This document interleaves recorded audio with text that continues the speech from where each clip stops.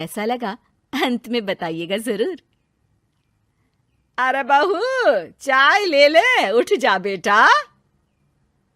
अरे मम्मी रहने देती ना, मैं उठ तो रही थी। अरे कोई बात नहीं, खाने में क्या बनाना है वो बता दे।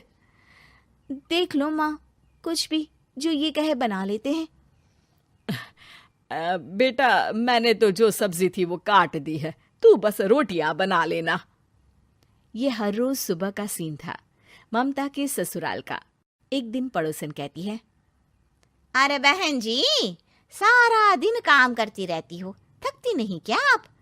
बहू क्या करती रहती है सारा दिन? अरे वो भी कुछ ना कुछ करती ही रहती होगी। अब इतनी भी बूढ़ी तो नहीं हूं मैं जो बैठ जाऊं कि सामने काम पड़ा है और मैं बैठी रहूं। अरे लेकिन बहू की तो आदत खराब हो जाएगी जब सारा काम आप ही कर दोगी। अरे ठीक है ना, कम उम्र में हमारी भी शादी हुई थी। अब आजकल के पढ़ने लिखने वाले बच्चों को सारी जिम्मेदारी लेने में भी तो वक्त लगता है। बहू है तो क्या हुआ, मेरी बेटी की उम्र की ही है ना। एक उसे भी देख लो, चाय बनाने के सिवा आता ही क्या है। ममता से सारी बात करती है। हाँ, मम्मी जी ही ज्यादा काम करती हैं, इसमें कोई दो राय नहीं है। लेकिन मैं भी क्या करूं, ऑफिस और घर के बीच जो वक्त मिलता है उसी में काम कर लेते हैं, है ना। दिन बीत रहे थे। सास बहू के बीच की बॉन्डिंग अच्छी थी, लेकिन जब बहू माँ बनती है तो जो थोड़ा बहुत काम किया करती थी वो भी छोड़ देती है। बहू, ये ले, तेरे लिए बनाया है। इसको खाने से बच्चा और तू दोनों स्वस्थ रहेंगे। ठीक है माँ जी। माँ जी, वो बच्चे के लिए गद्दे जो सूख रहे हैं ना छत पर, जरा ले आइए ना। तभी वहां पति आ जाता है। अरे माँ रुको, मैं ले आता हूँ, तुम मेरा खाना लगा दो। माँ किचन में चली जाती है। पता है, बगल वाली डॉली है ना, वो लोग हमारी साइड के हैं। उसकी सास ने तो उसकी हड्डियों को मजबूत करने वाले लड्डू बनाए हैं।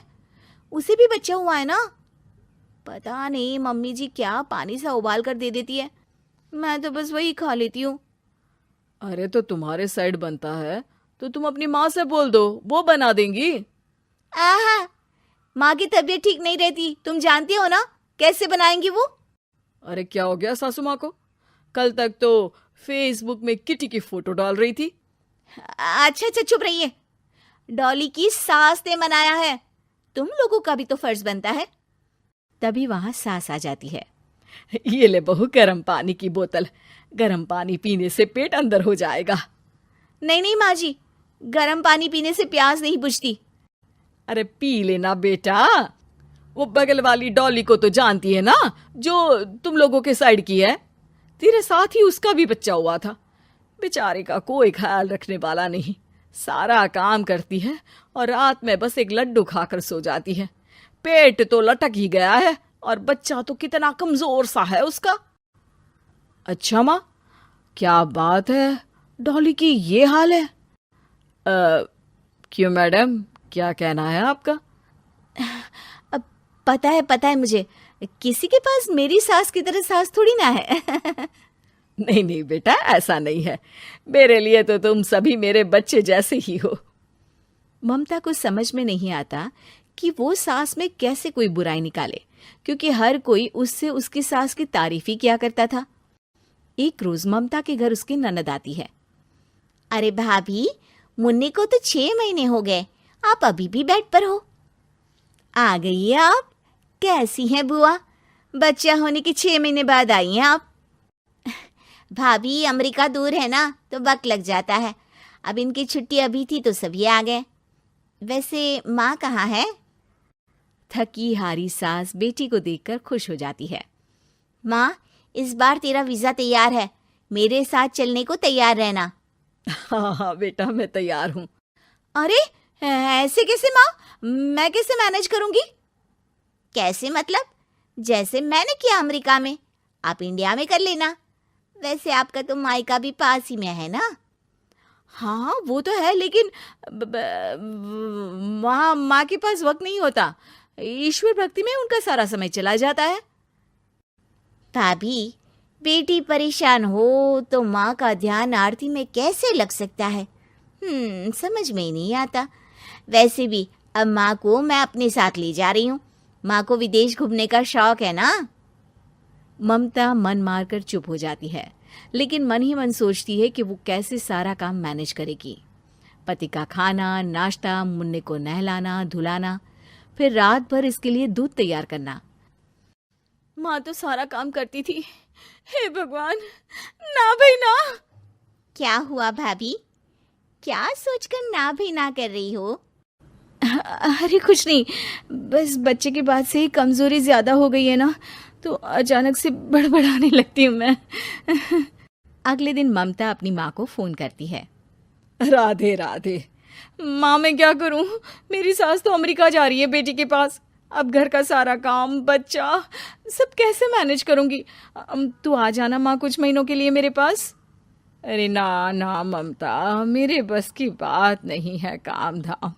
अरे तू तो जानती है ना, मैंने तो तेरे भाई की शादी भी गरीब गांव की लड़की से इसीलिए ही की थी कि वो चुपचाप घर का सारा काम करे।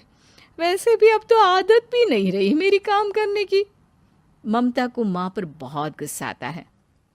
ठीक है माँ, देख लूंगी मैं, लेकिन मेरी मुसीबत के वक्त आप मेरा साथ नहीं दे रही है, अब भूल जाना मुझे।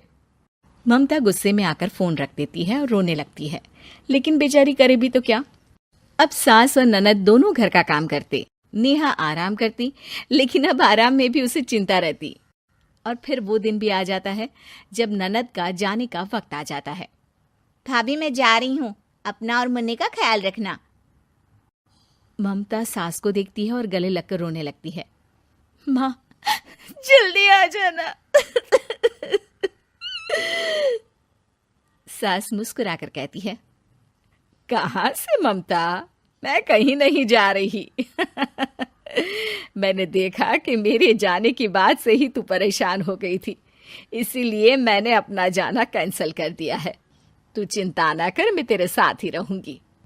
ममता को अपनी माँ की बात याद आती है कि कैसे उसके कहने पर भी ममता की परेशानी को समझने की बजाय उसने मना कर दिया, जबकि सास ने बिना कुछ कहे बहू की समस्या पढ़ ली।